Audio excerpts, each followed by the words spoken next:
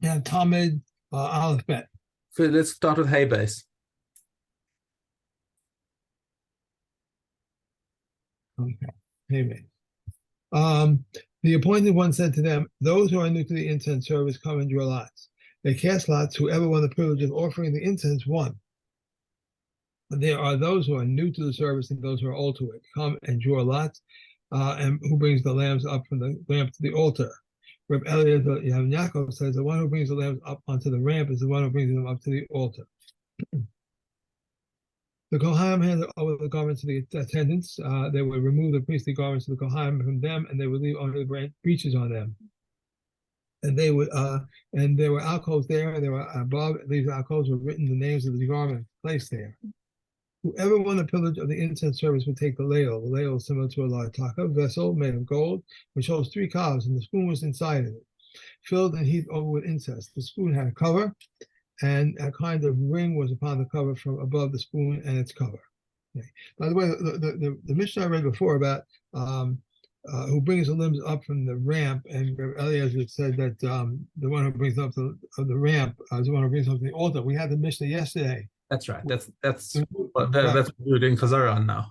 Right, I know, but that when we talked, since we had yesterday when we talked about the whole thing, they stopped in the middle. But Eliezer says that no, the same people are the ones who should not. So after the break, they come back, and the same people who picked them up the first time pick them up the second time. But the halacha follows the Tanakama, says that now they get new people. They spread the joy. Okay. Okay, Mishna. Hey, Misha Zacha b'machta. Okay, so one lucky kohen won the right to carry the shovel. The machta is the pan, actually. Natal machta sakesef. So he takes the silver pan, and he goes up to the top of the mizbeach. So he stirs up the coals all around, and then he takes some of the burning coals from the middle, because these are the coals that are going to be used for the Ketoris. Okay, Yarad the Aaron Letoch Shel Zahav, and he came back and took the silver pan and poured the contents into another pan of gold. So now he's got inside there about a kav's worth of burning coals. Oh, sorry, I beg your pardon. This is talking about the guy who is is Pasmimenu. Oh, this is the what fell off the edge. It was about a cup of coals, and he would sweep them into the stream, okay, so that nobody would burn their feet on them. However, you got a problem on Shabbos.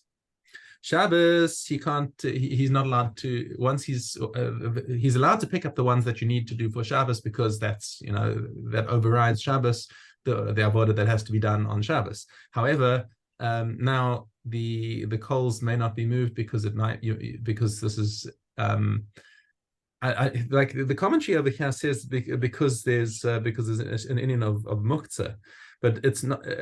But it's more the point is the muktzah is less of a problem, because we say that there's no shvus in the mikdash. We don't worry about the rabbanans in the mikdash, because people have already got a yiras shamayim just from being there. They don't need extra gedarim. But the problem with sweeping the things into the stream on Shabbos is you're going to extinguish them, and that's what I was thinking. Right, they can put them out. Right, so that could be a malacha mamash, and that they couldn't do, because that it's not part of the avodah to sweep them into the stream. So they couldn't do that. So on Shabbos, he would hayakofe alehem psachter, would take a big pot. Psachter is like a big pot, the sort of thing that had to be dragged rather than carried. Right. They would scoop it up with a shovel, a special shovel, and put it in this pot. Then. Right, so it'd say take this psachter. Psachter haisa kli gadol, is a very large kli. Machzek is letech. Now a letech is about 90 kavs. Okay, which is in terms of liters, how much is a kav in liters? I think let's say a kav is in the order of a liter. It's 1 liter, 2 liters, somewhere in that area is a kav. Okay, and so 90 of those, you're talking on the order of like 100 liters. So that's big. To bring them out, yeah. Okay. And it had two chains on it. Achas shehu moshech b'yored is one that he would pull on it to go down, but achas shehu oches b'milamal, and one that he would hold on the upper side. B'shvil shelo tisgalgal, in order to stop it from rolling. Right. Okay. Ushlosh dvarim haisa mishameshes. So this psachtir had three different functions in the mikdash. Kofin osa al gav gechalim al sheretz b'Shabbos. So two of them are for Shabbos. One, if they're burning coals, you cover them, or if they find a dead lizard or something which is going to convey tumah, you can't move it. You put the psachtir on top of it. Moridin ba es hadeshen me al gabe hamizbeach. And also they use it for gathering the ashes from on top of the mizbeach. Okay, higiu bein ha'ulam v'lamizbeach. So now the two kohanim, one of them is carrying the ketoris and one of them is carrying the pan with the coals. So they come between the ulam and the golden mizbeach. Oh wait, no, the ulam and the mizbeach. Beg your pardon. This is the outside mizbeach still. So they're in that area between the ulam and the mizbeach. Natal echad is a magrefah, and one of them takes a key called a magrefah, which in modern Hebrew is a rake, but it's something that makes a loud noise. Zorka bein ha'ulam v'la mizbeach, and he'd throw it on the ground between in that area to make a big noise. Ein adam shomea kol chavero b'Yerushalayim mikol ha'magrefa, and you couldn't hear if you were in the middle of a conversation and they dropped the magrefa, you'd have to say to your friend, "Just say that again, please. I didn't get it. I didn't get what you said over the magrefa." Okay. Again, I think perhaps guzma, a little bit of exaggeration, but directionally it was loud. Okay. Ushlosha dvarim haisa mishameshes. There were three things that this this action triggered. One, kohen sheshomeas kola yodea she'echav kohenim nichnasim nishtachabos. So any kohen who hears this says, "Whoa, it's time to bow down."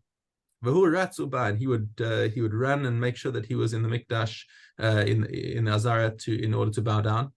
Uben Levi sheshomeas kola yodea she'echav haleviim nichnasim ledaber b'shir. Say, "Whoa, is that the time? I better get ready for the shir." And furthermore, Rosh Hamamad Hayamamid is Hatmeim Bashar Hamizrach, and the head of the group of Kohanim would say, "Okay, now's the time to take the Kohanim who are Tameh and put them by the eastern gate." Now, what is the purpose of this? The Rosh Hamamad, who's the head of the Beis Av, he would put them there at the eastern gate. Why? The Gemara gives a reason for this, which is the machlokes amoraim. According to Rav Yosef, the reason is to embarrass them because they weren't careful about becoming tamei. Okay, and therefore it's like the dance corner.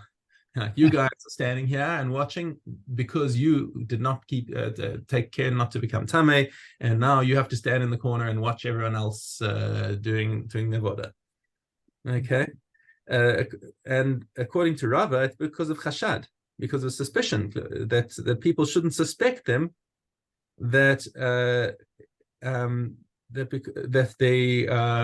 they might have been lazy about getting away from the usual things, and they didn't come to work on time. So this is basically, so according to Rava, it's to protect their honor, so that if they're standing there, you know why they're there. Okay, never they were tamei, but it's not because they were lazy, at least. So so that's the machlokes in the Gemara. Okay. Perik Vav. Okay, so now two Kohanim start walking up the stairs of the Olam. So we had these people before who came who had won the right to clean the inner Mizbeach and the menorah. They had already been. They'd done their job and cleaned up nicely. The one who got the right to clean the mizbeach goes in, and he went and picked up the basket. Remember, we saw the basket mentioned earlier, and he had left it inside. Now he goes in picks up the basket and bows down and leaves. Right, the bowing is saying, okay, I'm taking leave of you, Hashem, I've been inside here, and then he goes out. Misha zacha b'dishan menorah nichnas umatza shnei neiros mizrachim dolkim. So remember, he left the two eastern candles burning. Okay, b'dashan is mizrachi, and now he does the easternmost one, cleans that out, and leaves the western one. In other words, candle number 2. Right. Leave that one burning. Because that one he would use to light the menorah again in the afternoon. If he found that it had extinguished, and then he would clean that out and light it again from the with flame from the outside mizbeach. Yeah. For the Ola. Huh? For the Ola. The mizbeach ha'olah is that's the outside mizbeach. Okay. Natal is a kuz mi ma'ala shniya, and remember there was that kli called the kuz that was sitting on the second step of the menorah. Ishtachava bows down to say thank you Hashem, bows down, takes his leave, and exit stage right. Yeah. Good. Okay. Yep. Tamid. Aleph base. Yes. One who wishes to separate some ash from the altar rises early and immerses before the appointed Kohen arrives. Now, at what time did the appointed Kohen arrive? Not all the arrival times were the same. At times he would arrive at the rooster's cries, or close to it, either before or after it. The appointed one would arrive and knock on the temple gates, and they would open for him. And he said to them, whoever has immersed should come and prostrate in the lottery. They held the lottery. Whoever won. So I want to say, move, buddy. Okay. He took the key and opened the blind door and entered from the hall of fire into the courtyard. The Kohen entered behind him, and two torches of fire in their hands. And they would all split into two groups. They walked in the colonnade toward the east, and they walked in the colonnade toward the west. They would check as they walked until they reached the place of preparation of the chavitim. The two groups met one another. They would say, all is well, all is well. They appointed makers of chavitim and make the chavitim. The one chosen to remove ash on the altar would go to remove the ash, and they would say to him, remember, careful not to touch the end utensil until you purify your hands and feet from the laver. And behold, the shovel is placed in the eastern corner, in between the lamp and the altar and west of the ramp. No person entered with him, and there was no lamp in his hand. Rather, he walked by the light of the fire, and the Kohen neither saw him nor heard the sound of his footsteps until they heard the sound of the wood that Ben-Katan fashioned to a wheel for the laver, and they would say, the time has come. He sanctified his hands and the feet for the labor. He took the silver shovel and sent it to the top of the altar, and he cleared the ash to this coal to the side and to that side, and then scooped from the innermost consumed coals, and he descended. When he reached the floor, he returned his face to the north. He walked to the east of the ramp, about 10 amos. He placed the coals upon the fire at a distance of those handbreadths from the tent ramp, and the place where they would deposit the crop of the bird, Ola, and the ashes of the inner altar and of the menorah. Okay.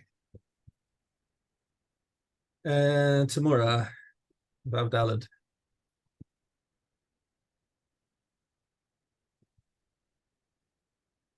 If he gave the harlot coins, they are permitted. Wine, oil, flour, any other similar item that can be offered on the altar is prohibited.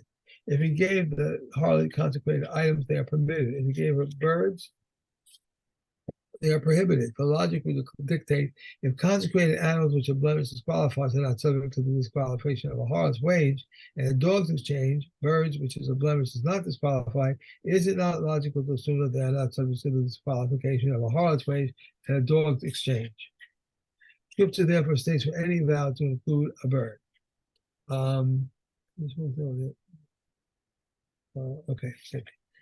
Regarding all animals, they are prohibited for the altar. The offspring are permitted. Regarding the offspring of a trefa, Rabbi Eliezer says it may not be offered on the altar, but the Kohen say it may be offered. Now, Kenina, the son of Antiglio, said a non-trefa that suckles from a trefa is disqualified from being offered on the altar. And regarding all consecrated animals that become treifos, we may not redeem them because one may not redeem consecrated animals in order to feed them to dogs. Good. One more. Yeah.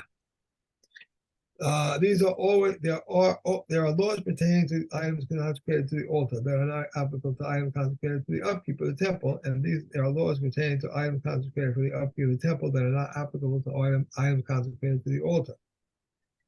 Items consecrated to the altar can reduce to Tamora when we are liable on their account for Pigel, Noster, and Tamid. Their offspring and milk are prohibited for their redemption, and one who slaughters them outside the temple is liable, and we do not give them many of them to craftsmen for their fees. This is not the law which this is not the case which things consecrated for the upkeep of the temple. Okay.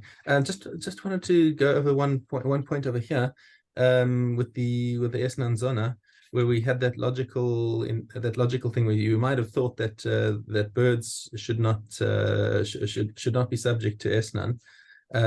I'm just trying I want to remember why is that? If he gave money to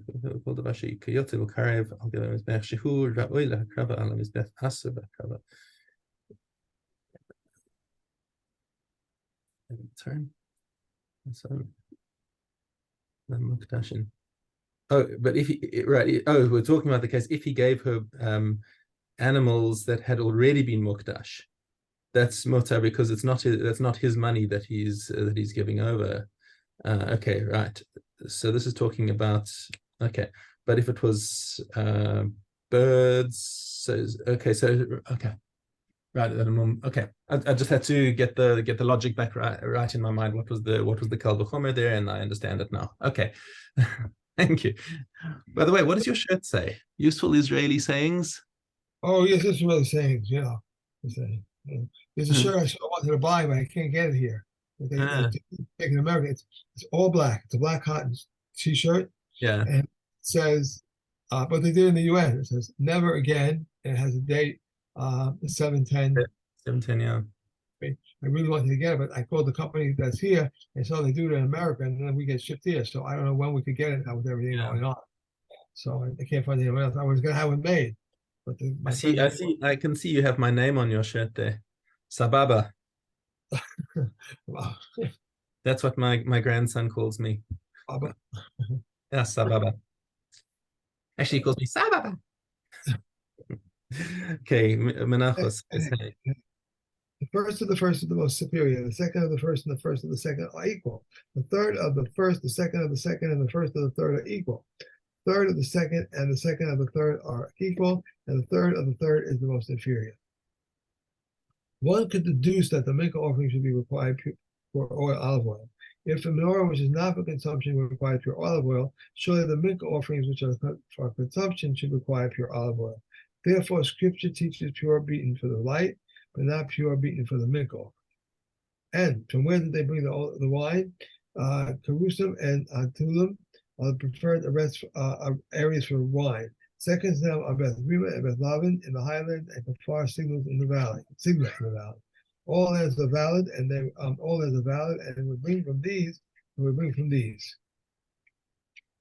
We do not bring from either a fertilized field or an irrigated field, or from those vines between which our vegetation grew, but if one brought, it is valid. We do not bring from Elostan wine, but if one brought it, it is valid. We do not bring from old wine. These are the words of Rebbe, of the sage, these are the words of Rebbe, but the sages declared it fit.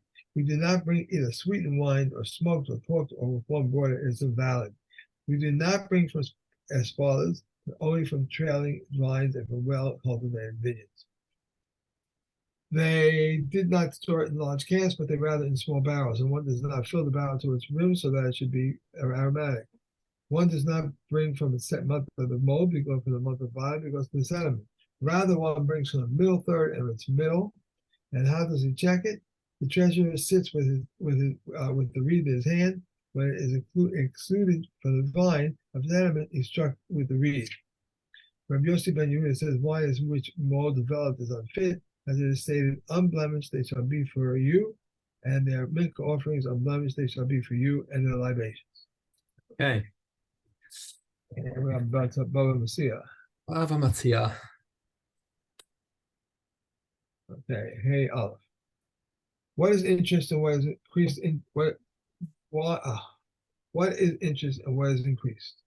What is interest? If one lends a seller for 5 dinners, or two same for wheat for 3 because he bites, And what is increase? One who increases through produce. How? If he purchased wheat from him at the rate of a golden dinar per tor, and that was the market price, then wheat rose to 30 dinars, and he said to him, "Give me my wheat, for I wish to sell it, and I purchase wine for it."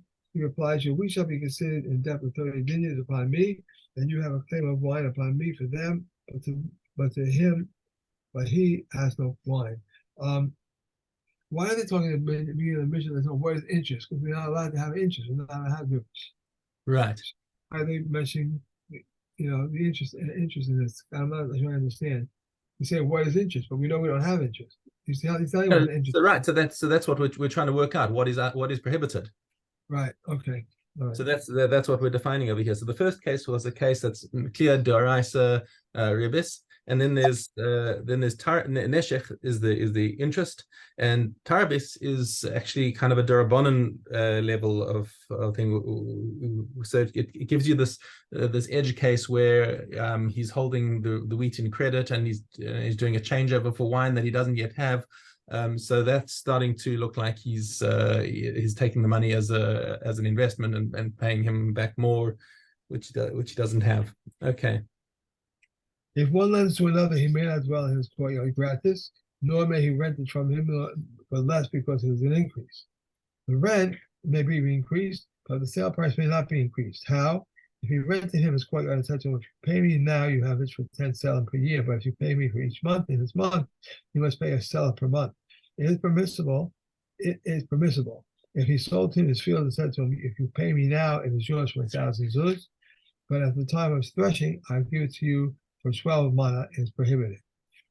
If he sold him a field and gave him part of the money and said to him, "Wherever you wish, bring the money and take yours," it is prohibited. If he lent him on the security of the field and said to him, if you do not pay me within 3 years, it is mine, and it is his." And so is based on the son of Zolna want to do with the consent of the sages. Okay.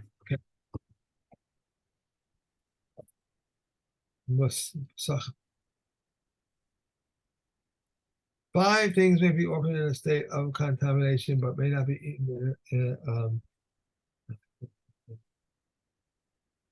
but cannot be eaten in a state of contamination.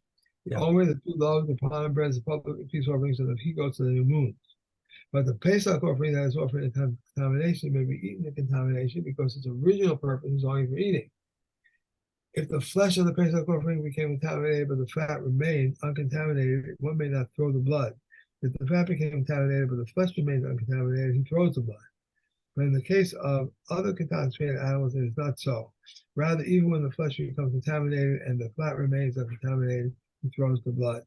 Right, so it's an important distinction that we're making in these two Mishnayos between the Pesach and other korbanos, where the ikar of other korbanos is the throwing of the blood. The korban Pesach, the ikar voda is the eating. Right. So that's the most important thing. So that's why it overrides. Even if you're tame, you still eat it. If the korban is being eaten betuma, when the most of that would be our situation today, which is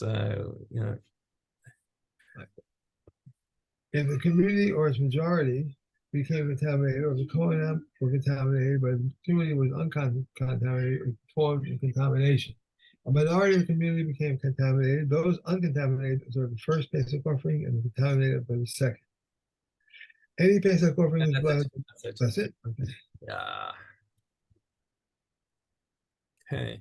And we have Makshirian base go.